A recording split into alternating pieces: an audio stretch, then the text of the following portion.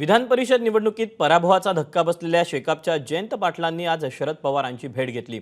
निवडणुकीत काँग्रेसची मतं फुटल्याची चर्चा आहे, त्या पार्श्वभूमीवर जयंत पाटलांनी शरद पवारांशी चर्चा केल्याचं वृत्त आहे। मात्र आपण महाविकास आघाडीसोबतच असल्याचं जयंत पाटील यांनी स्पष्ट केल्याचं समजतंय।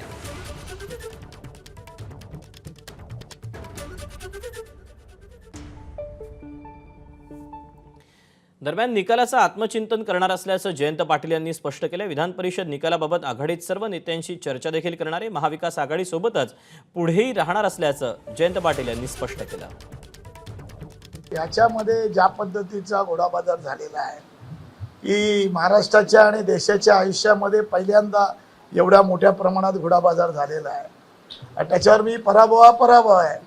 आता मी त्याचं आत्मचिंतन करतोय, तर त्याबाबत काही नाही, पुन्हा लढू, त्याच्यात काय फरक येत नाही आहे। पुढची भूमिका आम्ही महाविकास आघाडी बरोबर आहोत आणि माननीय शरद पवारांबरोबर आहोत, या लक्षात ठेवा। त्याच्यामध्ये कुठेही बदल होणार नाहीये। नमस्कार। मन शुद्ध तुझं ही वेगळ्याच प्रकारची मालिका तुम्हा सगळ्यांना खूप आवडली होती। याचा दुसरा सीझन कधी येणार अशी विचारणा झाली। प्रतीक्षा संपली आहे मित्रांनो। येतोय मन शुद्ध तुझचा दुसरा सीझन। होई मन शुद्ध तुझं।